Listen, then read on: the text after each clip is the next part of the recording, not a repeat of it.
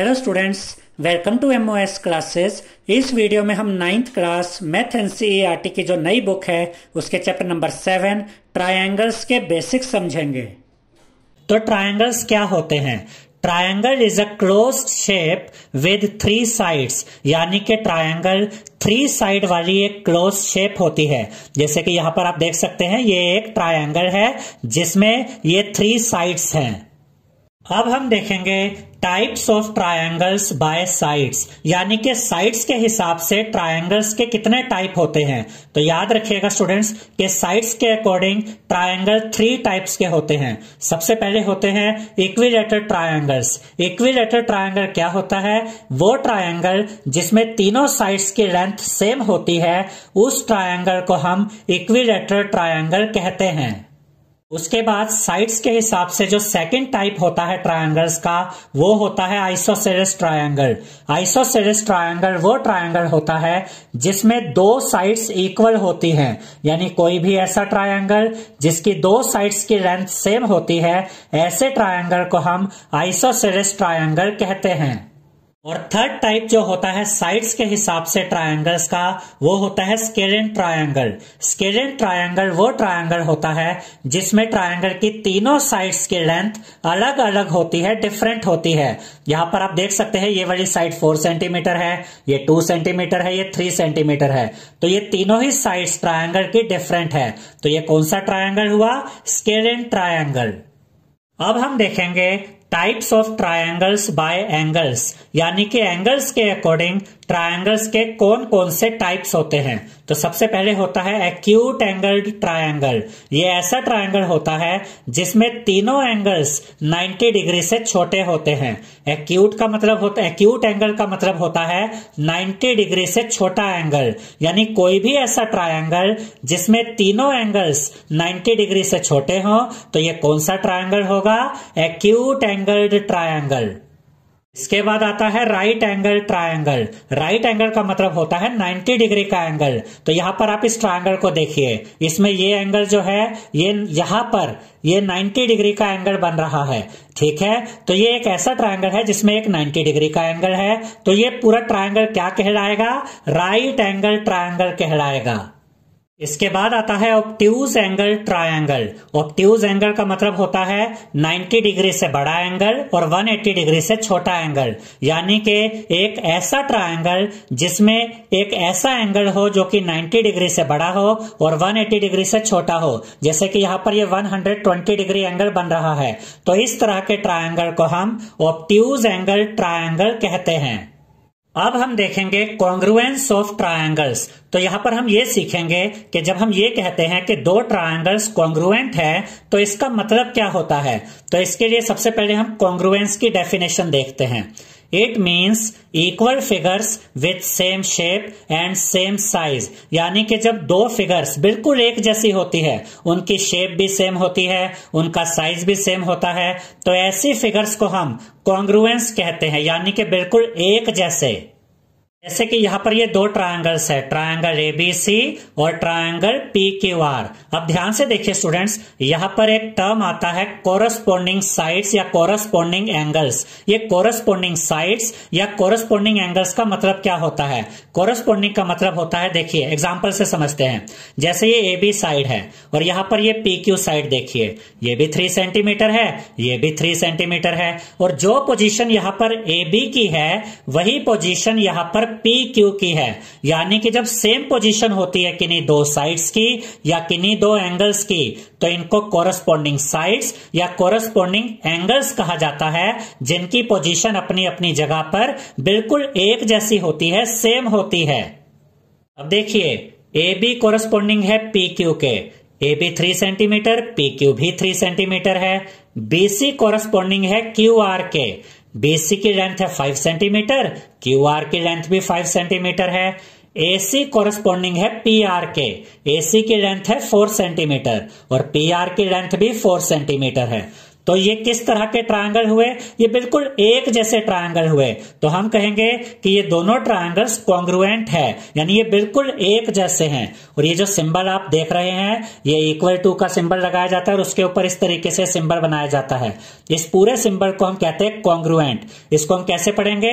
Triangle ABC is congruent to triangle PQR, यानी कि triangle ABC और ट्रायंगल PQR कॉन्ग्रुएंट है, ये बिल्कुल एक जैसे हैं।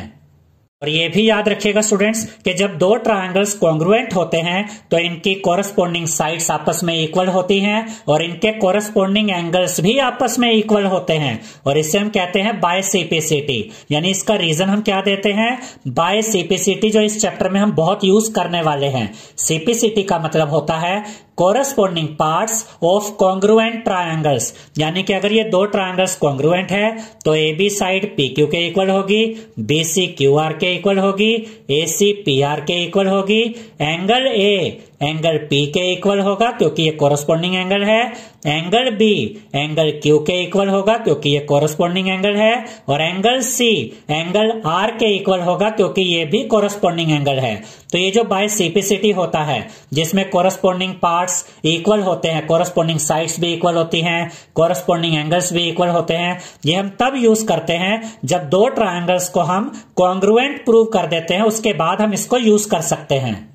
इसे आप ऐसे भी कह सकते हैं कि अगर दो ट्रायंगल्स कॉन्ग्रुएंट होते हैं तो उसके बाद ही हम ये कह सकते हैं कि इन दोनों ट्रायंगल्स की कोरस्पोंडिंग साइड्स और कोरस्पोंडिंग एंगल्स आपस में इक्वल हैं। अब हम देखेंगे criteria for congruence of triangles, यानी कि अगर हमें दो ट्रायंगल्स को कॉन्ग्रुएंट प्रूव करना है तो उसके लिए कौन कौन से क्राइटेरिया होते हैं, कौन कौन से रूल होते हैं।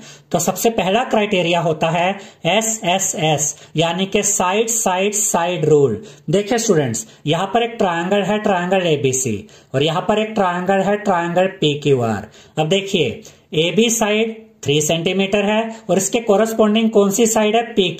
PQ की लेंथ भी 3 सेंटीमीटर है, तो ये दोनों कोरस्पोंडिंग साइड से इक्वल हैं। और यहां पर देखिए BC 5 सेंटीमीटर है, यहां पर QR 5 सेंटीमीटर है, तो ये दोनों कोरस्पोंडिंग साइड्स भी आपस में इक्वल है। AC की लेंथ 4 सेंटीमीटर है, यहां पर PR की लेंथ भी 4 सेंटीमीटर है, तो ये दोनों कोरस्पोंडिंग साइड्स भी इक्वल हैं। तो इन दो ट्रायंगल्स में जो कोरस्पोंडिंग साइड्स हैं वो आपस में इक्वल हैं, तो ये दोनों ट्रायंगल्स कॉन्ग्रुएंट होंगे। तो यहां पर हम लिखेंगे triangle ABC is congruent to triangle PQR, और इसका रीजन हम लिखेंगे बाय SSS रूल, यानी कि by side side side rule, यानी कि साइड साइड साइड रूल के द्वारा ये दोनों ट्रायंगल्स आपस में कॉन्ग्रुएंट है। इसके बाद सेकंड क्राइटेरिया होता है SAS, यानी कि साइड एंगल साइड रूल। अब ध्यान से देखिए, यहां बीच में एंगल है, इसे हम इंक्लूडेड एंगल कहते हैं। इंक्लूडेड एंगल का क्या मतलब होता है ये अभी आपको समझ में आ जाएगा। देखिए ट्रायंगल है ABC, ये ट्रायंगल है PQR। अब देखिए AB की लेंथ है 3 सेंटीमीटर, इसके कोरस्पोंडिंग कौन सी साइड है? PQ, इसकी लेंथ भी 3 सेंटीमीटर है। BC की लेंथ है 5 सेंटीमीटर और इसके कोरस्पोंडिंग कौन सी साइड है? यहाँ पर QR, ये भी 5 सेंटीमीटर है, तो ये साइड इसके इक्वल है, ये साइड इसके इक्वल है। अब देखिए ये जो एंगल है, एंगल B, ये 60 डिग्री है और यहाँ एंगल Q भी 60 डिग्री है, तो ये साइड इस साइड के इक्वल, ये साइड इस साइड के इक्वल, और इन दोनों साइड्स के बीच में जो एंगल है ये भी इक्वल है इस एंगल के, और ये एंगल भी इन दो साइड्स के बीच में है। तो ये जो दो इक्वल साइड्स के बीच वाले एंगल होते हैं इन्हें हम इंक्लूडेड एंगल कहते हैं, क्योंकि ये एंगल इन दो इक्वल साइड्स के बीच में है। तो यहां पर कौन सा क्राइटेरिया यूज हुआ? साइड एंगल साइड, ये साइड इसके इक्वल, ये एंगल इसके इक्वल, ये साइड इसके इक्वल, और जो एंगल है वो इंक्लूडेड एंगल है, यानी कि इक्वल साइड्स के बीच वाले एंगल है। तो साइड एंगल साइड के द्वारा ये दोनों ट्रायंगल्स कॉन्ग्रुएंट है। तो यहां पर हम लिखेंगे triangle ABC is congruent to triangle PQR by SAS rule, यानी कि by side angle side rule. इसके बाद थर्ड क्राइटेरिया है ASA यानी कि एंगल साइड एंगल रूल। अब इसे देखते ही अंदाजा हो जाना चाहिए कि ये दो ट्रायंगल्स होंगे जिनमें दो कोरस्पोंडिंग एंगल्स भी आपस में इक्वल होंगे और जो साइड इक्वल होगी वो इक्वल एंगल्स के बीच वाली साइड यानी कि इंक्लूडेड साइड होगी। अब इसे हम एग्जांपल के द्वारा समझते हैं। ये एक ट्रायंगल है ABC, ये एक ट्रायंगल है PQR। इसमें देखिए एंगल B 60 डिग्री है और इसके कोरस्पोंडिंग एंगल है एंगल Q, ये भी 60 डिग्री है। तो ये दोनों एंगल्स इक्वल हुए।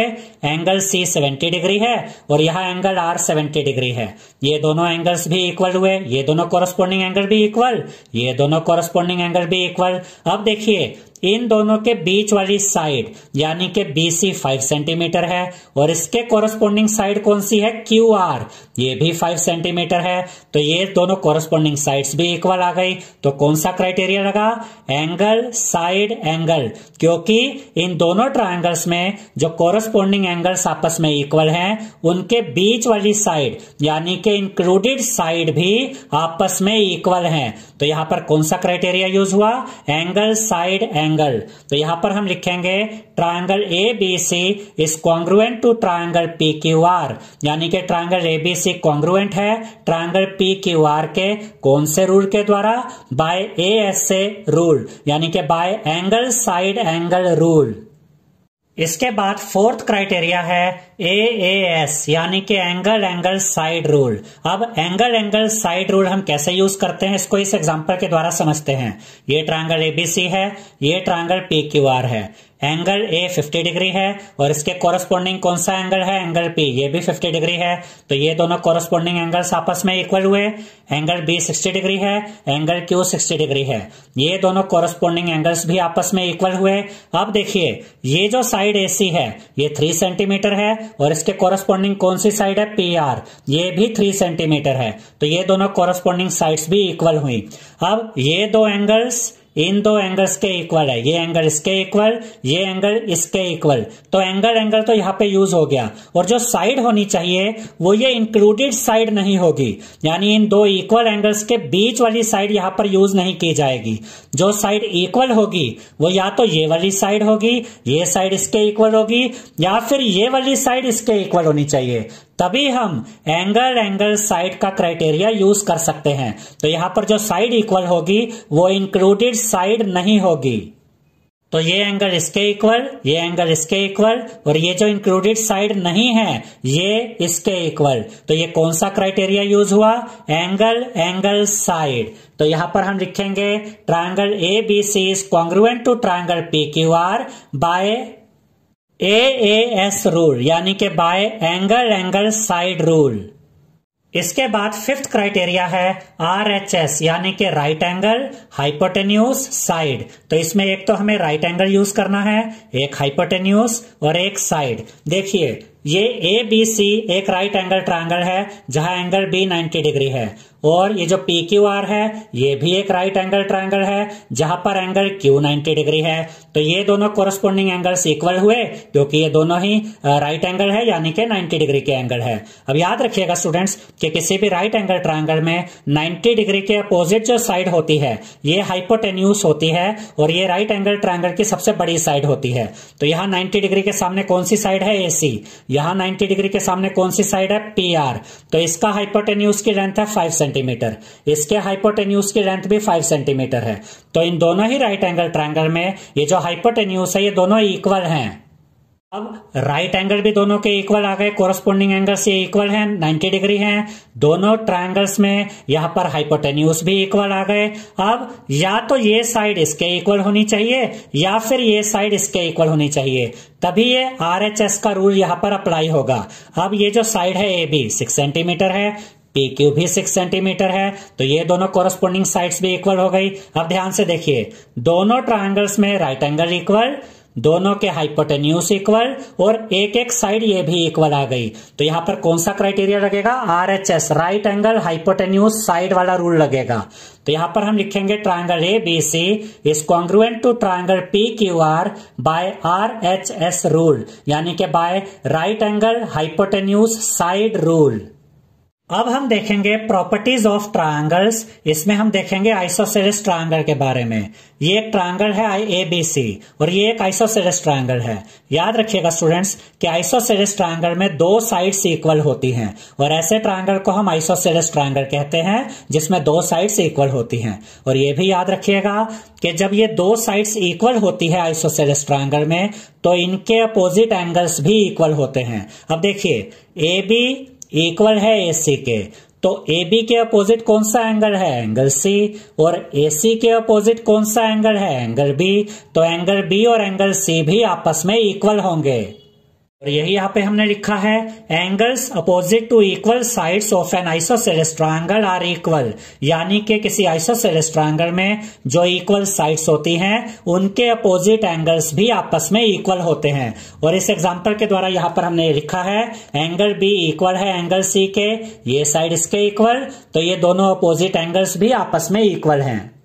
अब इसका अपोजिट बोलते हैं कि आपके पास एक ट्रायंगल है, ट्रायंगल ABC, जिसमें ये दो एंगल्स इक्वल हैं, एंगल B और एंगल C आपस में इक्वल हैं। तो अगर किसी ट्रायंगल में दो एंगल्स इक्वल होते हैं तो इनकी अपोजिट साइड्स भी इक्वल होती हैं। देखिए एंगल B इक्वल है एंगल C के, तो एंगल C के अपोजिट कौन सी साइड है? AB। और एंगल B के अपोजिट कौन सी साइड है? AC। तो अगर ये दो एंगल्स इक्वल हैं तो इनकी अपोजिट साइड्स AB और AC भी आपस में इक्वल होंगे। यही यहाँ पे हमने लिखा है sides opposite to equal angles of a triangle are equal, therefore AB is equal to AC। यानी कि किसी भी ट्रायंगल में अगर दो एंगल्स इक्वल होते हैं तो उनकी अपोजिट साइड्स भी आपस में इक्वल होती हैं। अब हम देखेंगे इनइक्वालिटीज इन अ ट्रायंगल।